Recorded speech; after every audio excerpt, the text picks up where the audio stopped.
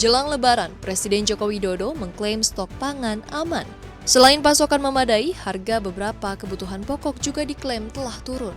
Kondisi ini disampaikan Jokowi saat memantau pasokan dan harga bahan pokok di Pasar Johar Baru, Jakarta Pusat. Harga pangan yang sudah melandai diantaranya beras, telur, daging ayam, dan bawang. Meski demikian, hanya daging sapi yang harganya naik.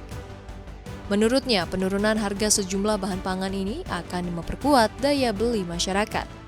Berdasarkan data Pusat Informasi Harga Pangan Strategis atau PIHPS, mayoritas harga rata-rata komoditas pangan menurun pada pekan kedua Ramadan 2023.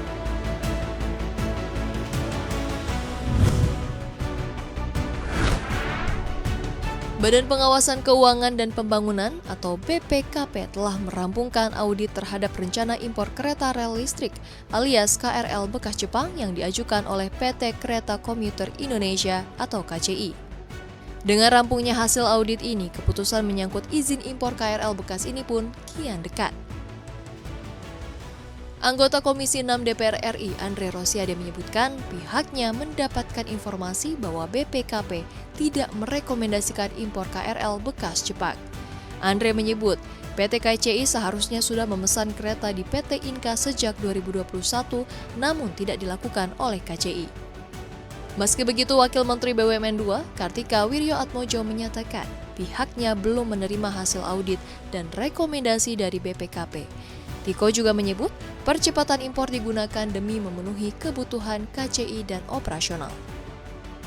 Sebelumnya wacana impor ini dikeluarkan dikarenakan 10 rangkaian KRL pada tahun ini sudah tidak layak dan harus pensiun segera.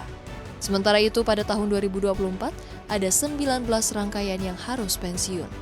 Oleh karena itu, kereta bekas dari Jepang diperlukan sebagai solusi sementara. KCI sendiri telah memesan kereta kepada Inka dan diperkirakan baru rampung pada tahun 2025.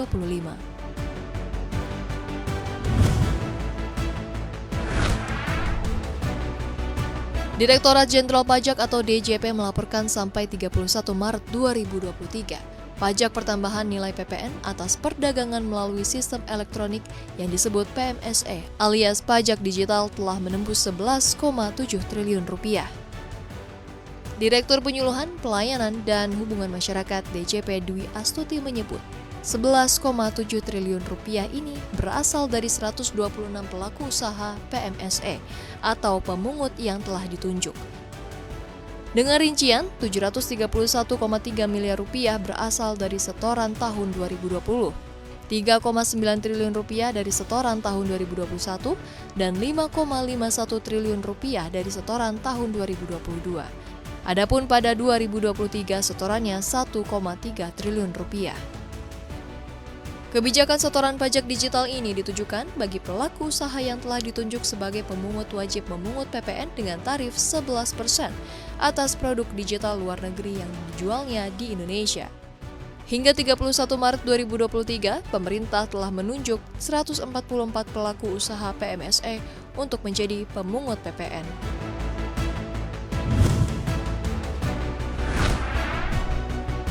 Tekanan pada sektor keuangan yang disebabkan oleh dua kegagalan bank di Amerika Serikat bulan lalu, Silicon Valley Bank dan Signature Bank masih menjadi ancaman dan harus diatasi dengan menata ulang proses regulasi. Menurut CEO JP Morgan Chase, Jamie Dimon, krisis ini belum berakhir dan dampaknya akan terasa bertahun-tahun mendatang. Krisis keuangan saat ini disebut berbeda dengan krisis keuangan global pada tahun 2008. Diamond juga memperingatkan terhadap perubahan spontan pada sistem regulasi. Dia menilai sebagian besar risiko termasuk potensi kerugian dari obligasi yang dimiliki hingga jatuh tempo bersembunyi di depan mata. Jaringan basis simpanan SVB yang saling berhubungan adalah variabel yang tidak diketahui. Masalah perbankan di Amerika Serikat dimulai dengan runtuhnya Silicon Valley Bank yang ditutup oleh regulator pada 10 Maret karena deposan menarik puluhan miliar dolar dari bank tersebut.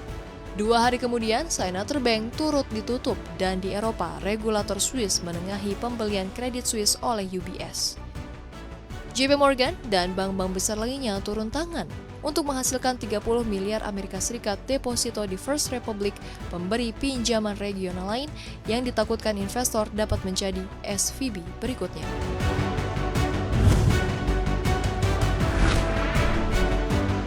Sejak tahun lalu, industri teknologi dihantam krisis yang masih berlangsung sampai sekarang hingga berujung pada badai PHK yang makin kencang. Di tengah kondisi ini, Forbes merilis peringkat orang terkaya di dunia tahun 2023. Pendiri Amazon, Jeff Bezos, menjadi miliarder yang hartanya berkurang paling banyak. Kekayaan Bezos lenyap 57 miliar dolar Amerika Serikat atau kira-kira 850 triliun rupiah. Namun ia tak lantas jatuh miskin. Total hartanya masih banyak, yakni 114 miliar dolar Amerika Serikat atau setara 1.699 triliun rupiah. Ia juga masih masuk dalam jajaran orang terkaya dunia, hanya saja peringkatnya menurun dari posisi kedua kini ketiga. Hal ini tak lepas dari anjloknya harga saham Amazon 50% pada 2022 lalu. Insiden itu menjadikan sang raksasa e-commerce sebagai perusahaan publik pertama yang kehilangan market value 1 triliun dolar Amerika Serikat. Mengawali 2023, Amazon melakukan PHK terbesar dengan memangkas 27.000 karyawan. Selain itu, CEO Andy Jassy yang menggantikan Bezos pada 2021 lalu memutuskan hengkang dari perusahaan. Saat ini, Bezos yang sudah pensiun mengurus Amazon masih memegang saham terbesar di perusahaan yang ia dirikan itu.